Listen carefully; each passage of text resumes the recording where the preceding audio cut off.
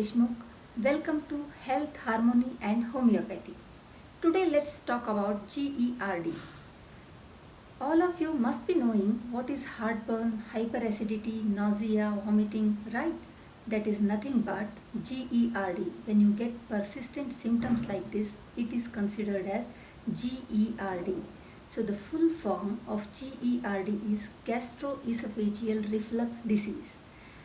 And every year, November 22nd to 28, we observe GERD Awareness Week.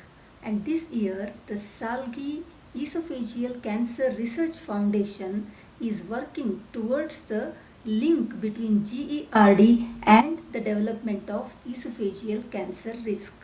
And they are raising lot of awareness regarding this. Let us know more about GERD and its homeopathic management. Gastroesophageal reflux disease is a digestive disorder that occurs when acidic stomach juices or food and fluids back up from the stomach into the esophagus. GERD affects people of all ages from infants to older adults. This year, the theme is the relation of chronic acid reflux with the esophageal cancer. So the chronic acid reflux, it increases the risk of esophageal cancer. So the awareness programs are concentrated on this particular theme. Then what are the risk factors for this GERD? The first thing is obesity. If you are obese, the chances of acid reflux are more. And the asthmatic patients, especially the medications which they take, they induce acid reflux. Pregnancy increases the chances of acid reflux. Hiatus hernia. So here what happens? There is bulging of the upper part of the stomach up into the diaphragm and the esophageal sphincter does not function properly. Because of the weakness of the esophageal sphincter, there is acid reflux.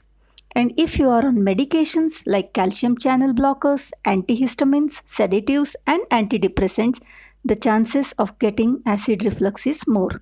And smoking increases the chances of GERD. Coming to the symptoms, so here you will be getting belching. Belching is the eructations, okay? The heartburn or the sour eructations, what you get is called as belching. Difficulty or pain while swallowing. Dysphagia, okay, so you will get a sensation of food sticking in the esophagus. And there is chronic sore throat because of the constant irritation of the throat due to the acid reflux, you will be getting chronic sore throat. Laryngitis, and then inflammation of the gums, erosion of the enamel of the teeth, and then chronic irritation in the throat, hoarseness in the morning. Because of this irritation, there will be hoarseness of voice in the morning. And there is a constant sour taste in the mouth and a very bad breath. So what happens if this GERD goes untreated? So there are many complications associated with this. One is esophageal stricture and another one is esophageal ulcer and then Barrett's esophagus. Barrett's esophagus is a precancerous condition. So that should be dealt with very carefully. Then how do you diagnose the condition? There are several tests. One is X-ray of upper digestive system, barium swallow what we call, and then endoscopy of the upper GI system, and then ambulatory acid pH test is done, and then esophageal impedance test to measure the movement of substances in the esophagus, and esophageal manometry. These are some of the tests which are used to diagnose the GERD. Treatment involves, in allopathy we have H2 blockers like Rantac, what you take ranitidine, and then antacids, prokinetics, and there are proton pump inhibitors like omeprazole, is what you take, and antibiotics are given if there is any suspicion of H. pylori infection. So the antibiotics like erythromycin is given. In case if GERD persists even after medical treatment and if it is annoying you too much, then you have to opt for surgery. So surgery, we have fundoplication, Link's device. So it's a kind of ring of magnetic beads which helps to reduce the weakness of the esophageal sphincter, thereby the backing up of acid reflux will be reduced. And there are endoscopic procedures like TIF. There are several homeopathic remedies for GERD. So there are several homeopathic remedies for GERD. One is Ipecac, wherein you will be having lot of nausea, vomiting, and there is thirstlessness. And Nux vomica. Nux vomica is given when the GERD results due to stimulants and then spicy foods and excessive intake of alcohol and due to stress, and if it is associated with constipation. And Ars alb. Ars alb, where there is lot of burning, sour eructations, and then pulsatilla. Pulsatilla and lycopodium are the two remedies where the flatulence is more marked. Whenever we say wind, you have to think about either pulsatilla or lycopodium. And then carbovage, one of the important remedy. When the heartburn leads to a kind of chest pain, you should think of carbovage.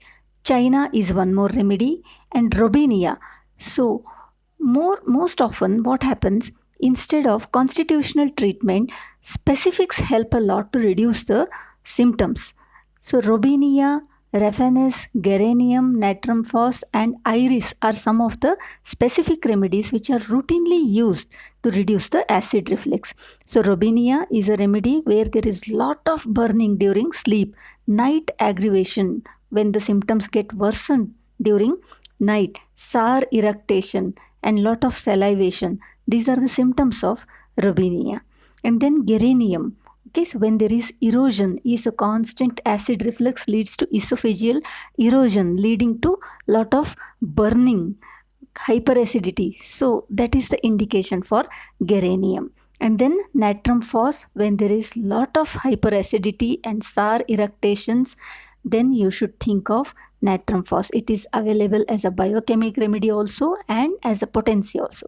Sulfuric acid, again due to stimulants, sour eructations, hyperacidity, and stress, hurriedness are the reasons for the GERD here. So remember, dear friends, self-medication is injurious to health. In order to find out which remedy suits your personality, contact your homeopath. Medicines to be taken under the supervision of homeopathic physician. Thank you very much. Take care. Stay healthy.